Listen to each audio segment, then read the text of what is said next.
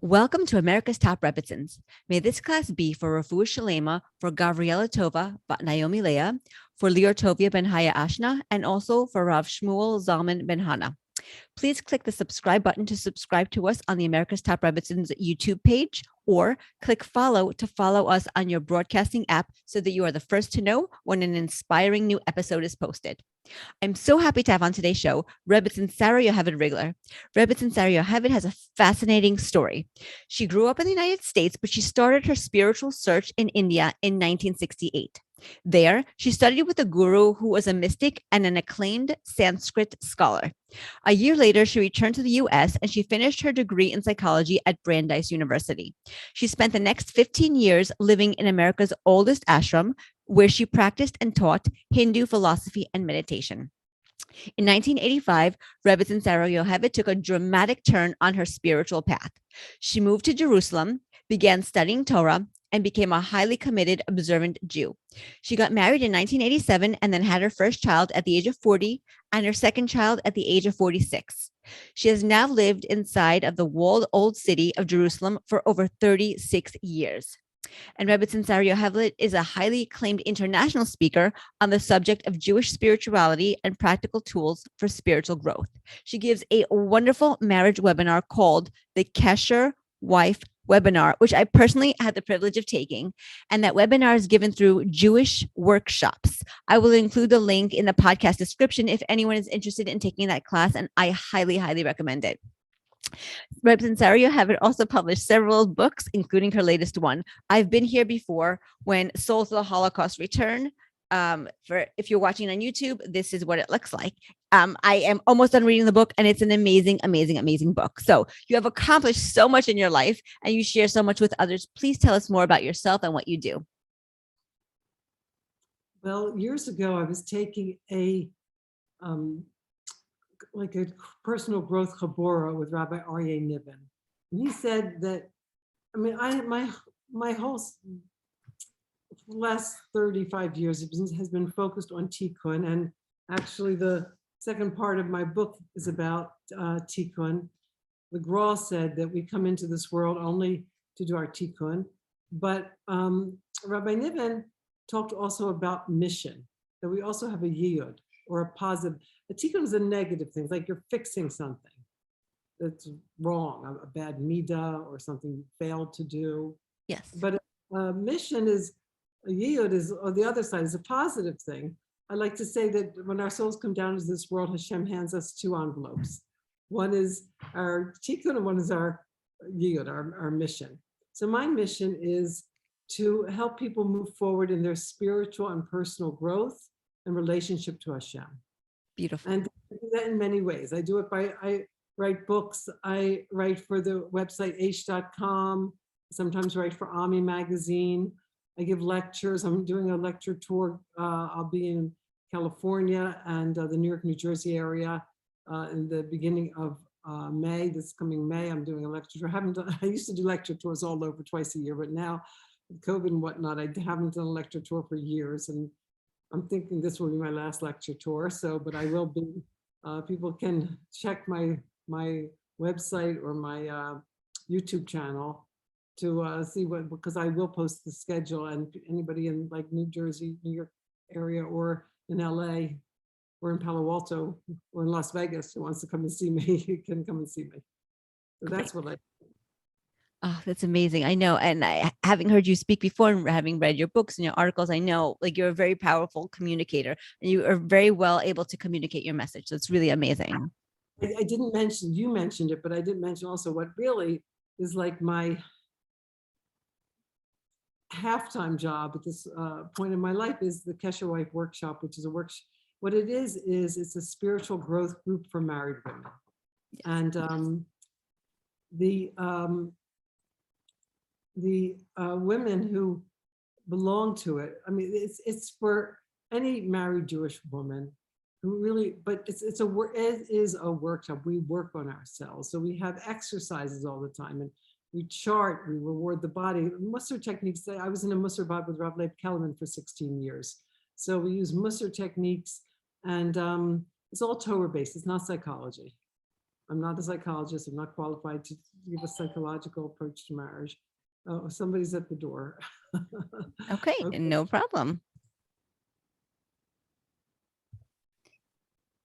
So there have been women, it's an ongoing workshop. There have been women who've been in it for 7 years since we started, and women who've just joined recently. But it is, I like it better than actually writing books or giving lectures, and I'll tell you why. Because you read a book or you go to a lecture and you get inspired, like you're inspired. But how long does the inspiration last? And this is true of all of us all the time. Oh, I heard a lecture, I'm so inspired. I read a book, I'm so inspired. I read the Hani Machlis book, I'm so inspired. I read Holy Woman, I'm so inspired. But how long does it last? So the Kesher Wife, we call it Kesher Wife Club. It's a club of women. It's actually like a support group too. It's like, because it's ongoing, you have to keep working yourself. Every week there's a meeting. If you can't catch it live, you get the recording. People send in their success stories. And I really love it that people are like working on themselves consistently. I mean, nobody's 100% consistent, but and we all cheer each other on, wow, that was it. People write in their successes, and we have Kesher Wife of the Week, and so that's really a main thing that I'm doing at this juncture.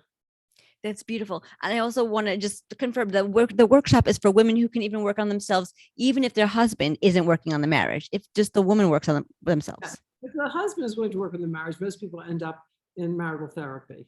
Okay. But in many or most cases, you have cases where the women are more spiritual, and women want to like work on themselves, and men don't. Part. So the idea, one of our mottos is, the only person you can change is yourself. Everybody comes into the Kesher Wife Club wanting to change their husbands, right? But we have members who've been married for 30 years, 40 years. We have a member who's been married 52 years. Wow. And when she came in, she was still trying to change her husband. They want people to know, how can I change my husband? He's this way or that way. And our motto is, the only person you can change is yourself.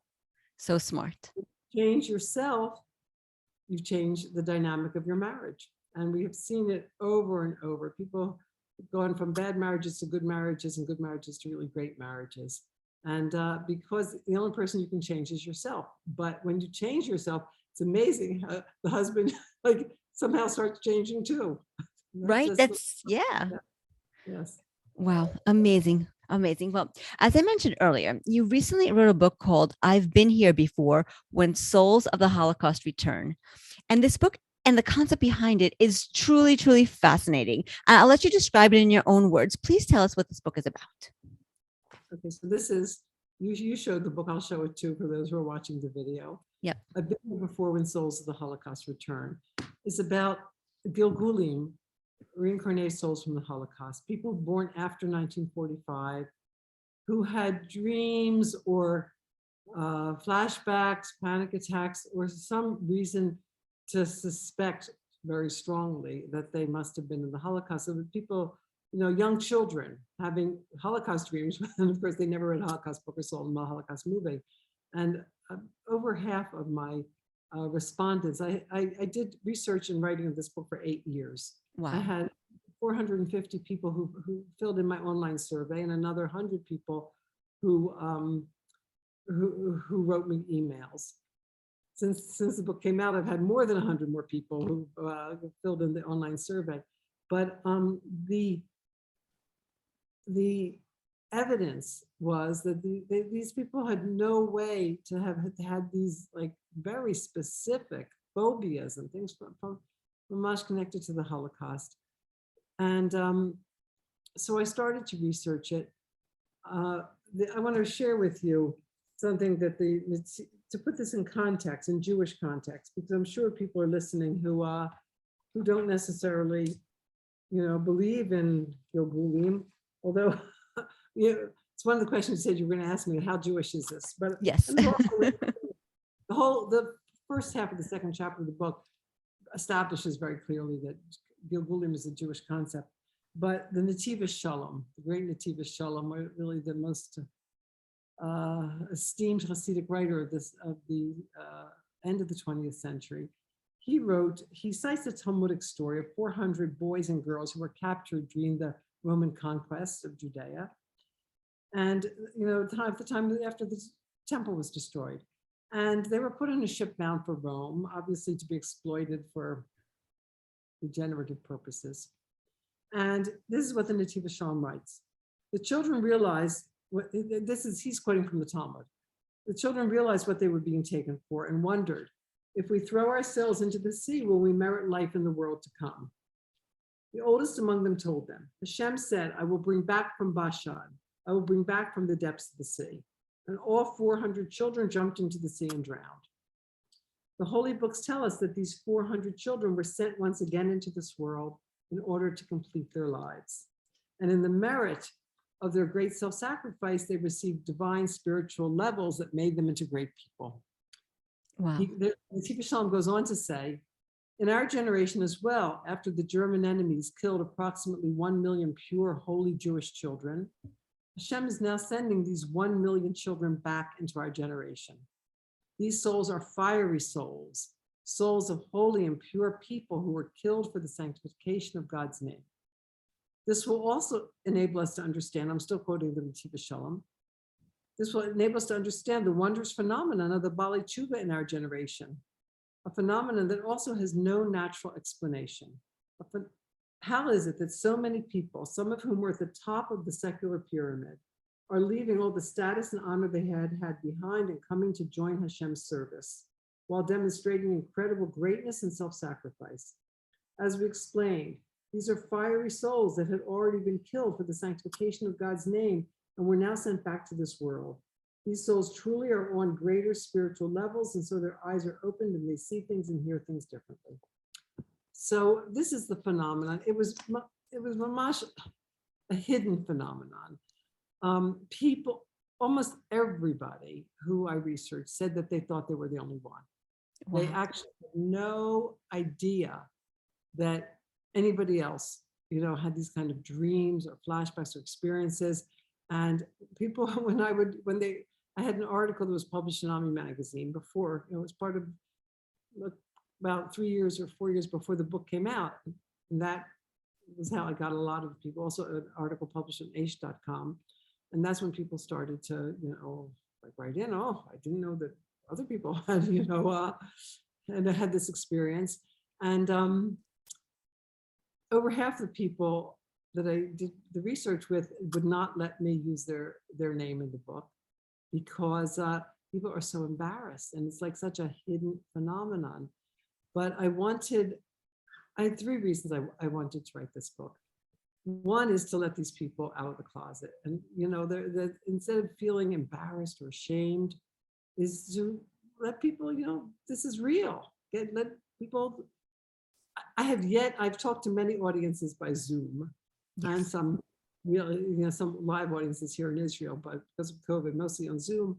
I have yet to talk to a single audience that hasn't had including to South Africa, Philadelphia, all places all over America, England. I've yet to talk to a single audience that didn't have at least 2 or 3 people who afterwards wrote to me, yes, or afterwards, said, yes, me too. I'm also one of them. So this is a very widespread phenomenon. And I wanted it to become known, to let people feel comfortable in being who they are and with their experiences. The second reason I wrote it is because Rav Noach Weinberg always told me that, told all the people who would listen to him, all the teachers, that whenever you teach, you have to tell people how much Hashem loves them. Right. It's the most important message. And when I would write articles, like for, mostly Rabbi Machlis doesn't let me use the word secular. So let's say for non-Shomer Shabbos people, and I'd write articles, they would say, I talk about how much Hashem loves you, or mention it. And they say, yeah, what about the Holocaust? So this book is my answer to what about the Holocaust?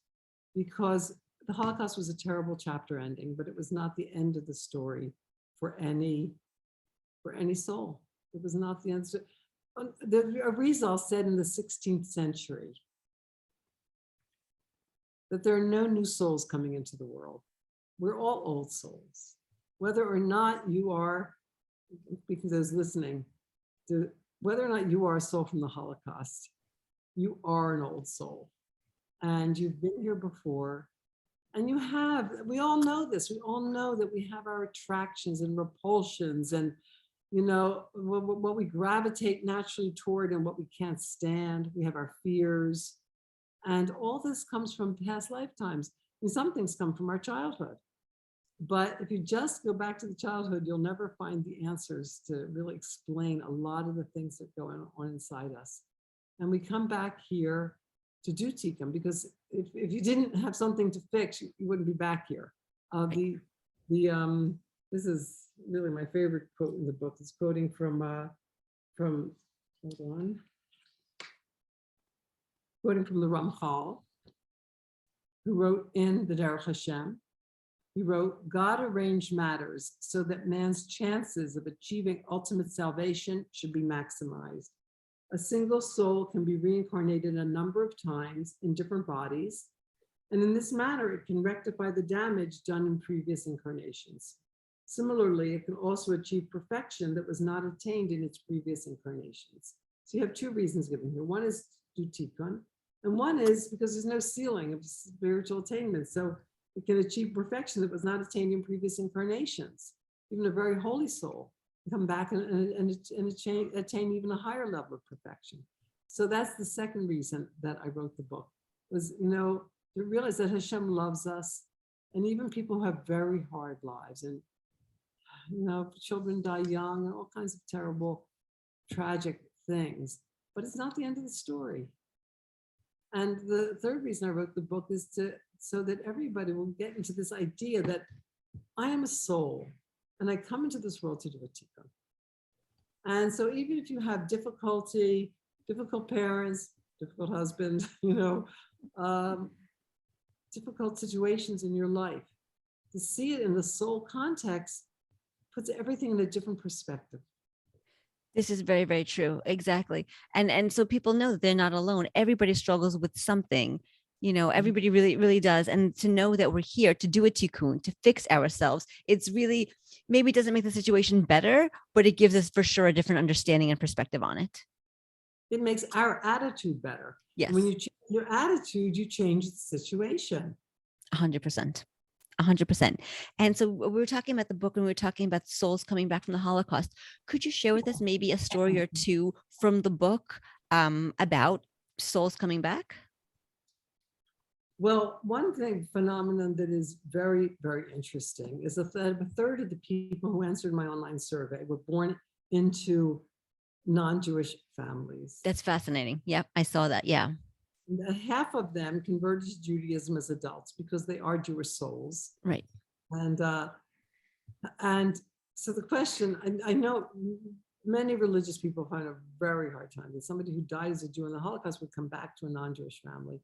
The Klausenberger Rebbe, who himself lost a wife and 11 children in the Holocaust, he said to someone I interviewed right here in this living room, he said in 1970 to this person that there were so many souls from the Holocaust who were trying to come back, and there weren't enough Jewish mothers to receive them. So many of them were going to non-Jewish mothers. Right.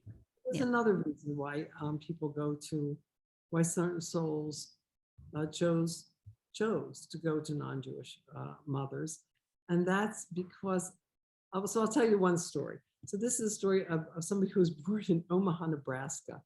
And his name was Arthur Risch. And his mother and father were Presbyterian and Methodist. He didn't know a single Jew, Omaha, Nebraska. And at the age of, I think, 21 or 22, he went into a Barnes and Noble store and he bought a book on 6 different kinds of mysticism. And one chapter was about Kabbalah. So when he finished reading the chapter on Kabbalah, he started to have a dream that would recur for the next several years. In the dream, the first part of the dream had 2 parts. First part of the dream, he saw himself with, side locks and a long beard, and he was writing it in a parchment scroll. He was writing a parchment scroll. And the thing that was really weird for him was, and he'd wake up and think, it's so weird. Come on. Was he would see this, he'd see him, he understood this was himself, putting crowns on letters. Right. And he would say, he'd wake up and say, that's so crazy. Who would put crowns on letters? Having no idea that we put crowns on letters. For sure. Yep. Crowns on letters when they write a mezuzah or Torah or Megillah. So that's the first part of the dream, which I think was like, there's the kind of thing that the book is full of. Things that like don't make sense. How could this guy who didn't know a Jew have a dream about a scribe putting crowns on letters? You know, like if it weren't coming from a real past experience, it doesn't, like how do you know it? Most Jews don't even know. You know, non-religious Jews don't know that we have crowns on letters and sacred scrolls. Right. So the second part of the dream, he saw himself in the gas chambers. Wow. Very angry. And he said, he saw himself angry at God and saying to God, after all I did to make sure that my children married Jews, this is what you do for me? I wish I wasn't even Jewish. He saw that in the dream. And then, of course, presto, Omaha, Nebraska. You Right. know, I wish I wasn't Jewish. People who suffered so much in the Holocaust who said, who needs this? I don't want to come back as a Jew. Right. And then, of course, when they get back, they have to claw because they are Jewish, so they are attracted. This fellow started going on a chat room, and this would have been, I guess, they have chat rooms, the 80s, the 90s. Started talking to an Orthodox Jew. And bottom line is he converted to Judaism, Orthodox conversion with the Chicago-based in, and he lives in Israel now, northern Israel, and he's learning to be a sofer, and he's putting crowns on letters. You know? So amazing. So yeah, it's amazing because the soul pulls you in a certain direction. You have to recognize that's what's going on. One of my other favorite stories, also about a non-Jew. I mean, I have many stories, most of the stories are about Jews, but I'm fascinated by the non-Jews because, and I didn't use, some people who responded to my survey and who wrote to me were the grandchildren or children of Holocaust survivors. And I did not use their testimony in the book because there's such a thing as inherited memory, inherited trauma. So I wanted all my case histories to be as really strong as possible. Like people who didn't know, who had no exposure to, and didn't know, children are not, young children don't read Holocaust books and don't see Holocaust movies. And of course, most of the people in my book were born in the first decade and a half after the Holocaust when there were no Holocaust movies and almost no Holocaust books.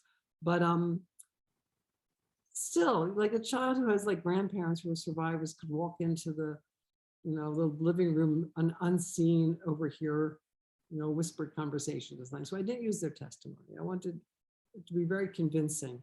Yes. And so one of my favorite stories is Muriel Ann Millar, who was born in New Zealand. Wow. Pentecostal Christian. Both of her parents were pastors and they had a church. And at the age of 5, this child would say things, 4 or 5, this child would say things like, I don't eat ham. I don't eat bacon. The real day of rest, the real Sabbath is Saturday, not Sunday. Right. And I'm like, where did she get this? She didn't know a single Jew. Wow. She didn't know a single Jew until at the age of 17, she got on a plane and came to Israel. And eventually, of course, converted to Judaism and is living in Beersheba today. So it's just the Jewish soul is very strong. The Jewish soul is very strong. And the other stories I want to share, I'll share one more story. Well, actually, it's too long. How are we doing time-wise? We're good. As I said, the second part of the book is about tikkun. So there are really strong stories of people doing tikkun. I love those tikkun stories because, like you mentioned, I totally agree. We're here for our souls to do tikkun. That's why we're here. That's really pretty much the only reason that we're here, to do our soul rectification. So I'll tell this story about this one woman named Sara Yoheved. She was divorced from an abusive husband, but she was involved in a custody battle to get her children. And she had to fly from her home in Florida to Chicago, where the custody battle was taking place. And although she had traveled all over the world until that point, and she'd actually taken Israeli citizenship at the age of 18. She made Aliyah, but then moved back to America. At this point where she was involved in this custody battle that really just put her in a state of trauma, she started having a tremendous phobia, not a regular phobia of flying. She had this sense that panic attacks when she would stand in line in the jetway waiting to board the plane. She felt like she was standing in line to enter the gas chamber. Powerful. I'm going to quote from the book. She says, I was sure that we were all going to die, entering that giant boxcar of bodies, and yet I couldn't warn anyone or stop it. I got sick, shook uncontrollably with my heart racing, crying and fainting, but I kept flying because my children depended on it. I asked everyone for help. I took pills to relax. Nothing really helped. Flight attendants hugged me and gave me water, human comforts along the journey. And then on one flight, she was sitting in the back of the plane, and a very kind flight attendant came over and asked if we could do anything that would help her. I was still seeing that she was really in a state of panic. And she felt sitting in the back of the plane that all these bodies in front of her, all these people in front of her were bodies about to die. And she said it would help me if I could sit closer to the front of the plane. And he came back and he said, I have good news for you. A couple in first class says, that they would welcome you to sit with them in first class. So she went to first class, and this couple were an elderly, wealthy German couple. And she sat next to the woman who tried to help her calm down with engaging her in pleasant conversation, asking her about the best spas, golf courses, and shopping areas in Florida. And Sara writes, or she told me, I started to get involved in the conversation, but was still reeling with fear and dizziness. Then she took out a book to read, first asking me if I had a book of my own to read. I did. I pulled out 9 Gates to the Hasidic Mysteries by Jerry Langler and proceeded to answer her polite interest in its subject matter. I told her it is a travelogue from pre-World War II of an assimilated Czech Jew who traveled east through Galicia in order to understand firsthand the spirituality of the Hasidim of Eastern Europe. Her response stunned me. She said that the Jewish people are unbelievable, how once again they're rising in power to destroy the world and all its progress, just as they had nearly done to Germany. Wow. With that blatant expression of German anti-Semitism, Sara blacked out for a few moments. When she regained consciousness, she felt like she had died and come back. She was aware that this was no chance encounter.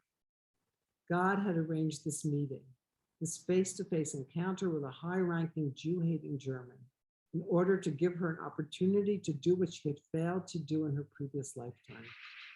She faced a choice.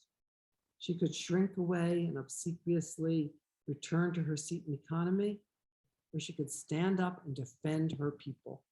I'm not going to tell you what happened because I want you to read the book. Okay? Example of Hashem gives, you don't have to know what your past life was. Hashem will give you opportunities in this lifetime to rectify whatever you need to rectify. You don't have to know your past lifetime, but knowing that you had past lifetimes and recognizing that some of the things that come to you are opportunities to do tikkun, I think is very helpful. Right. Yeah, no, it's so amazing. I read that story yesterday, the one that you were just reading. So it was very, very powerful. I also found it amazing. I also won't say the end of it, but it's so amazing how souls come back and they remember. And I understand in your book, it says because they come back so soon, relatively soon after the Holocaust, that veil is thin between the past lives. Yes, it's not normal to remember past lives. Most people, a huge majority of people do not remember their past lives. Right. Adahan, who was born in 1943 in Chicago, she had a lot of past life stuff from the Holocaust. And she went to a mikubal who told her the problem was that the veil between lives was too thin because she came back so soon. Right. Came back very soon. People have to come. My theory is people came back so soon. I was born in 1948. So clearly a soul from the Holocaust. And my theory is it's because Mashiach is coming. And so we had to come back. We couldn't wait. We usually wait a couple hundred years between lifetimes. But we want to be here for Mashiach. So we came back so soon. But then the veil's thin. And so it can create problems. Right. So I was going to ask, it's okay if you don't know the answer to this, but I just figure it's worth mentioning because we were talking about past lives. And I understand it's not necessarily to know past lives. Most people don't remember theirs. Most people don't know theirs. Some people do past life regressions. I know that you talk about it a little bit in the book. Are past life regressions, are they kosher? Is it okay to do it according to Jewish law? It is okay, and they are kosher, but whenever you're dealing with deep levels of the subconscious, I think you always have to make sure that you're in the hands of a religious Jew. People ask me all the time, like who they can go to for past life regression, and I only have about 4 people that I recommend, all of whom are from Jews, because, like, I'll give you an example. The person I quote the most is Ephraim Swirsky, who's a religious Jew who lives here in my neighborhood in the old city of Jerusalem. And he spends the first hour before he'll let anybody like go back. So he spends the first hour just surrounding them with the light and love of God. He puts the context in it, the light and love of God. And so I don't trust people who I don't trust people who are not in that context of, the Torah outlook, Totally. I don't know what she's doing anymore. Fally Klein, who's a Hasidic woman who lives in Borough Park. So I quote her also several times in the book, and she used to do past life regressions. I think she's working on something else now. But she has an amazing story in there where she came into there's somebody named Moshe Swor, Morris Swor, who prides himself as being the only Orthodox Sephardi past life regressionist. Wow. Okay. And they were learning. They were in a course, and they came into this situation where this woman was being regressed. It was a woman who had been born in Africa. She was Italian or living in Italy, or I forget the thing. But she had such strong, words came to her, which were clearly, the Fally Klein recognized them as Hebrew words. Yes. And this person, I mean, it's a whole story that's in the book, but Fally has some really amazing experiences with past life regression. A person only needs to have past life regression if they're bothered by something that they cannot heal. And then usually Hashem gives people the everything they need to do the tikkun they need to do in this lifetime. You don't need a past life regression. But there are people who are really tormented by certain memories, or they have unresolved things, and they feel they have to find out, like, where is this coming from? So Right. if they want to do that, I think they have to be careful to go to somebody who is an Orthodox Jew. That is a really, really good point, because if you Google past life regressionists, there are a couple out there, but they're mostly not Orthodox Jews. So it's very good to have that context of who to know, to go to. Okay. Wonderful. Wow. Okay. Well, thank you so much, Rebbetzin Sara Yoheved, for joining us today on America's Top Rebbetzins. It was such a pleasure having you on the show, and we really all learned so much. May the learning we did today be for Refuah Shalema, for Lior Tovia ben Haya Ashna, for Rav Shmuel Zalman ben Hana, and also for Gabriela Tova bat Naomi Leah. Thank you so, so much. You're very welcome. And I hope, the listeners will buy the book. You can get it in your local Jewish bookstore, but if you don't live right near a Jewish bookstore, you can, Vera will give you the link to order it from Menucha Publishers. And I hope you'll read the book, because people, first of all, it's a good read. People tell me they have trouble putting it down. People accuse me, can't sleep because I'm reading the book. I can't put it down. So, but also to put your life in the context of your soul who's come here to do tikkun. I hope you'll read it and that it'll help you. Yes, yes. It's a really good book. I can attest to it. Thank you. Very welcome.